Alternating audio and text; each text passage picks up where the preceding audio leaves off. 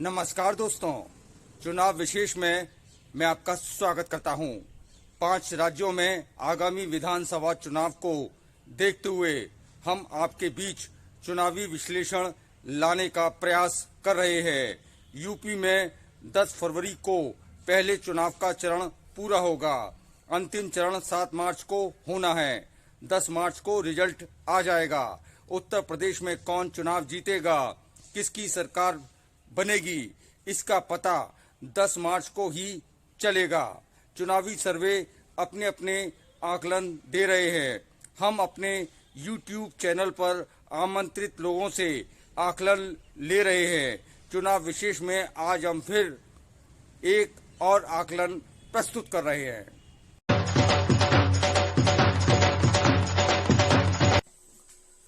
नमस्कार दोस्तों, चुनाव विशेष में मैं आपका स्वागत करता हूं। पिछले एपिसोड में हमने उत्तर प्रदेश विधानसभा चुनाव को लेकर चर्चा की थी।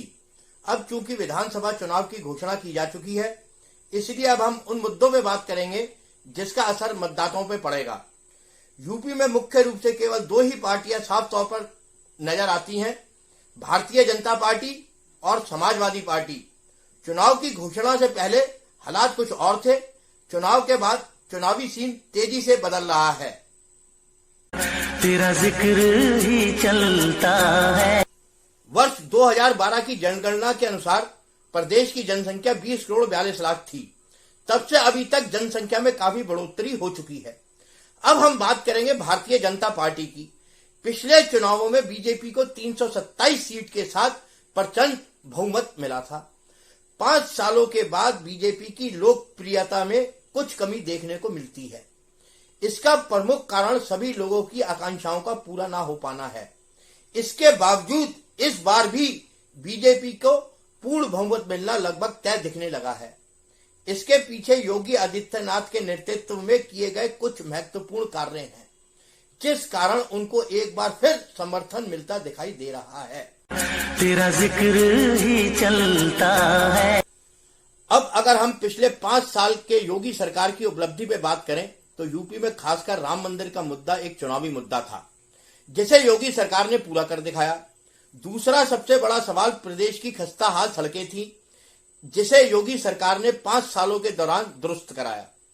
इसी तरह पूर्व मुख्यमंत्री मायावती ने आगरा एक्सप्रेसवे बनाया, तो उसके बाद अखिलेश सरकार के दौरान लखनऊ एक्सप्रेसवे भी बनकर तैयार हुआ।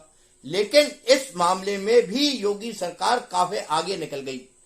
उनके कार्यकाल के दौरान 4 एक्सप्रेसवे निर्माणाधीन है और इसके अलावा कई शहरों में मेट्रो रेल परियोजना भी चल रही है, जिसमें आगरा भी शामिल है। तेरा जिक्र ही चलता है। और सबसे ज्यादा महत्वपूर्ण बात कानून व्यवस्था को लेकर है, जिसमें योगी सरकार का प्रदर्शन बहुत शानदार रहा है।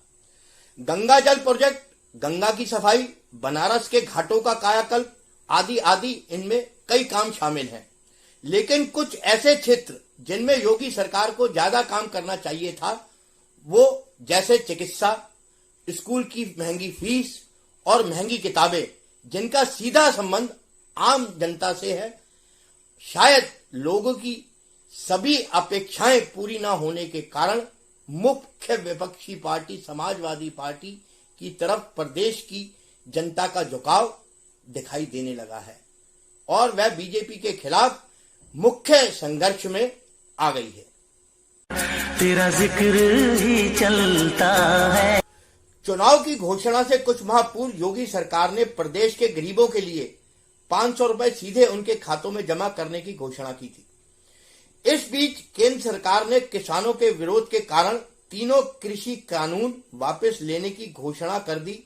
यह ही 2 सबसे बड़े मास्टर स्ट्रोक हैं, जिस कारण उत्तर प्रदेश में फिर से मतदाताओं का झुकाव तेजी से बीजेपी के पक्ष में बढ़ने लगा। मतदान होने की तारीख तक यह और भी ज्यादा बढ़ सकता है। इसका खामियाजा स्पष्ट रूप से समाजवादी पार्टी को ही होगा। इसके बावजूद यह तय है कि समाजवादी पार्टी ही यूपी में बीजेपी को लगभग हर जगह चुनौती पेश करेगी। अगली बार फिर आपसे मिलेंगे। नमस्कार। लेटेस्ट न्यूज अपडेट के लिए हमारे चैनल को सब्सक्राइब करें और साइड में दिख रहे नोटिफिकेशन बेल आइकन पर क्लिक करके हमारे वीडियो को सबसे पहले देखें।